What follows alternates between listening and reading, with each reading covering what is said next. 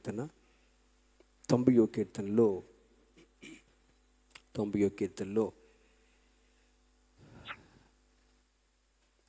10వ వచనాన్ని మనం చదివితే 90వ కీర్తన 10వ వచనములో మా ఆయుష్ కాలము 70 సంవత్సరములు, అధిక బలమును ఎడల 80 సంవత్సరములగును, అయినను వాటి వైభవము ఆయాసమే, దుఃఖమే, అది త్వరగా గతించును, మేము ఎగిరిపోతాము. దేవునికి స్తోత్రాలు.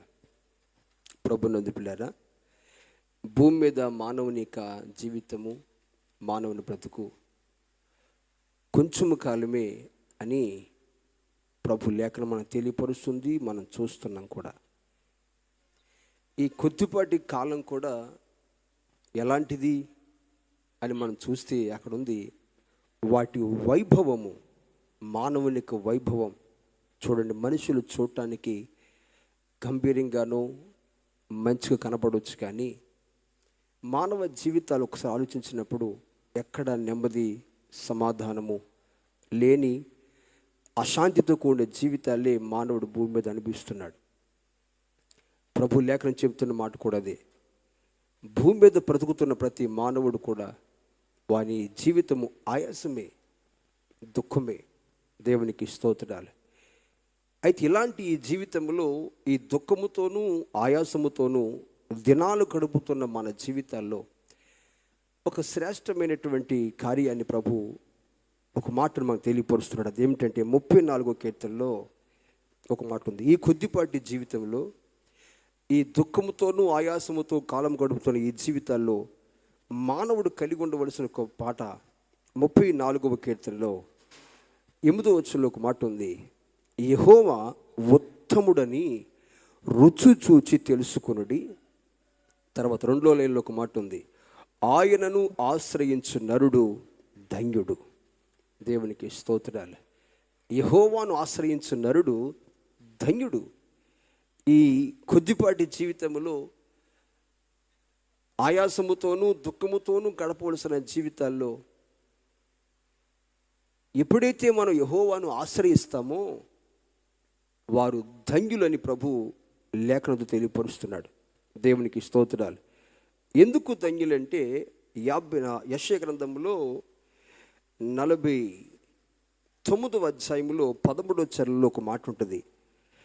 యెషయా గ్రంథం 49వ అధ్యాయం 13వ చరణంలో, శ్రమ నొందిన తన జనుల యందు జాలిపడు యెహోవా తన జనులను ఓదార్చి ఉన్నాడు. దేవునికి స్తోత్రాలే. యెహోవాను ఆశ్రయించిన వారు ధన్యులు. ఎందుకంటే ఆయన వారిని ఓదారుస్తాడు, ఆయనే వారిని ధైర్యపరుస్తాడు, ఆయనే వారిని ఆదరిస్తాడు. దేవునికి స్తోత్రాలే.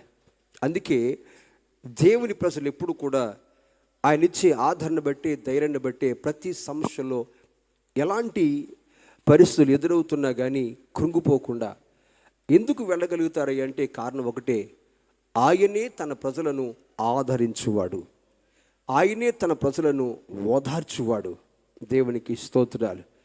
దేవుని ఆశ్రయించిన వారి జీవితంలో ఇది మొదటిదైతే, రెండో మాట అదే 90వ కీర్తనలో మనము 1 నుంచి మనము 13 వచనం చదువుతున్నప్పుడు మానవుని యొక్క జీవిత విధానం ఏంటో అక్కడ మనం చూస్తాం.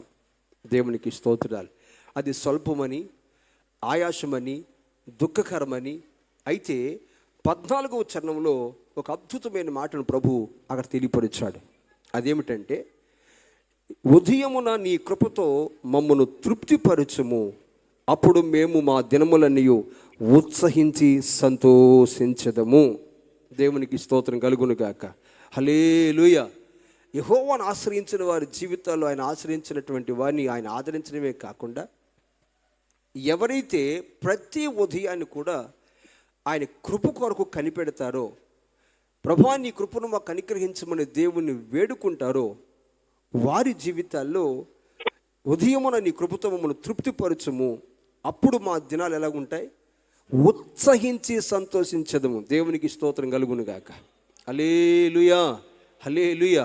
ఈ కొద్దిపాటి జీవితంలో, అశాంతి ఉన్న జీవితాల్లో మనం నెమ్మది కలిగి బ్రతకాలంటే ఈ రెండు పనులు మన జీవితాలు చేయగలిగితే, ఈ రెండు మనం కలిగి జీవించగలిగితే, ఒకటి, యెహోవాను ఆశ్రయించినటువంటి వాడు ధన్యుడు. దేవునికి స్తోత్రాలు. రెండోది, ప్రతి ఉదయాన్ని కూడా దేవా నీ కృపతో మమ్మల్ని తృప్తిపరచండి అయ్యా అని ఆయన కృప కొరకు కనిపెట్టినటువంటి వారు దేవుడు నిశ్చయముగా అలాంటి వారిని మా దినములన్నీ కూడా ఉత్సహించి సంతోషించదము. 15 చరణం కూడా మాట ఉంది, నీవు మమ్మను శ్రమపరిచిన దినముల కొలదిగా, మేము కీడు అనిపించిన ఏండ్ల కొలదిగా మమ్మను సంతోషపరచుము. దేవునికి స్తోత్రాలు. పిల్లరా, ఈ జీవితాల్లో దేవుని మీద ఆయన ఆశ్రయించి ఆయన కృప కనిపెట్టినటువంటి మన బ్రతుకులలో ఆయన్ని మనల్ని ఆదరిస్తారు, ఆయన మనల్ని ఓదారిస్తారు. అంతేకాదు, మన ప్రతి శ్రమల నుండి ఆయన తప్పించి ప్రతి ఉదయాన్న ప్రతి దినము కూడా సంతోషముతో, అందుకే దేవుని ప్రజలు ఎప్పుడు ఎలాంటి పరిస్థితులు ఎదురుస్తున్నా వారి ముఖాలు ఎప్పుడు నవ్వుతూ ఎందుకు ధైర్యంగా సాగిపోతారంటే కారణం ఒకటే, ప్రతి దినము దేవుని కృప వారిని ఆదరిస్తూనే ఉంటుంది, వారిని బలపరుస్తూనే ఉంటుంది.